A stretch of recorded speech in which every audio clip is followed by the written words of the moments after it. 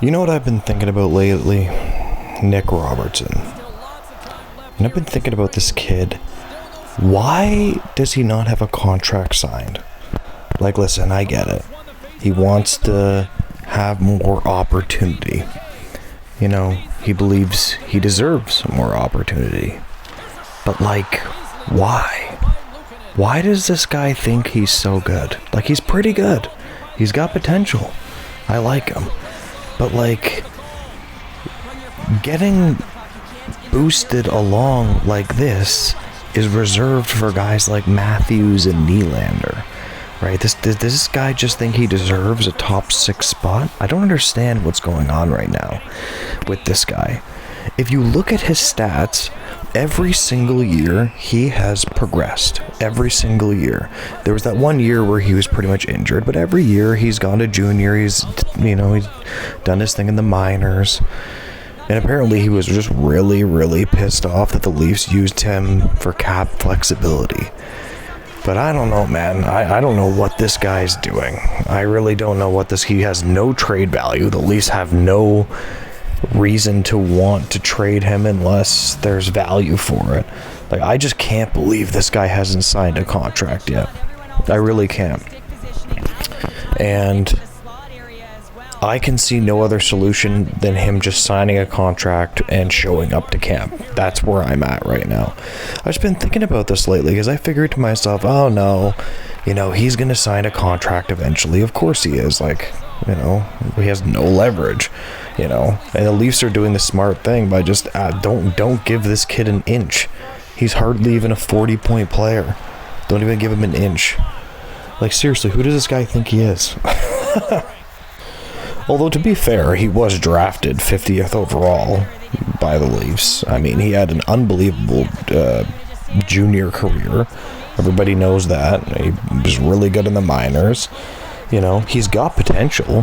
He scored at a pretty impressive pace in terms of the National Hockey League for at least his time on ice. But, man, when he plays...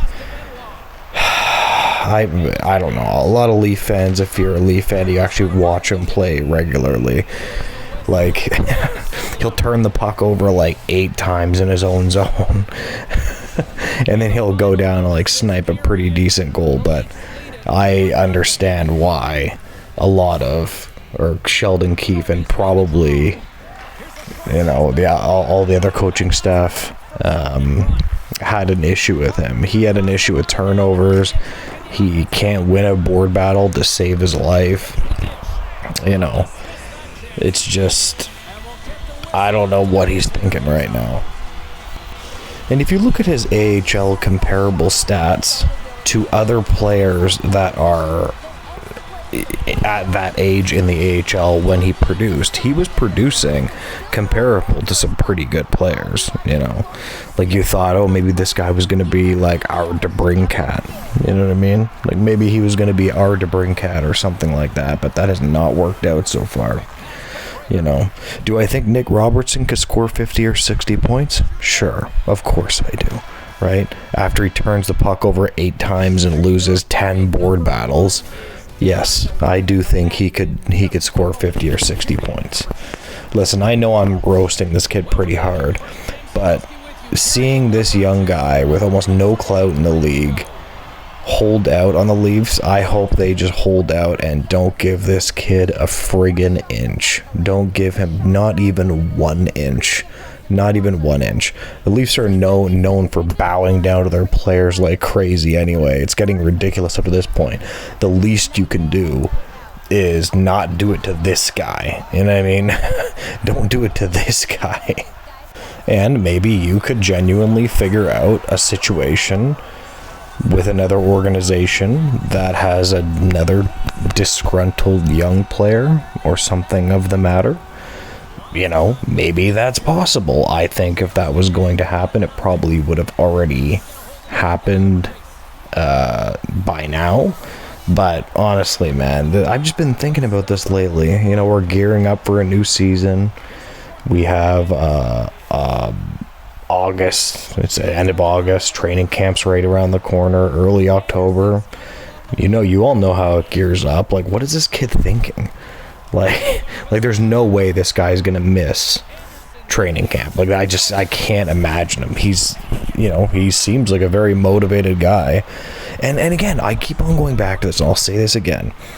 Look back at his stats. Actually, you know what? I'll put it up on the screen. I'll put it up on the screen when I edit this video.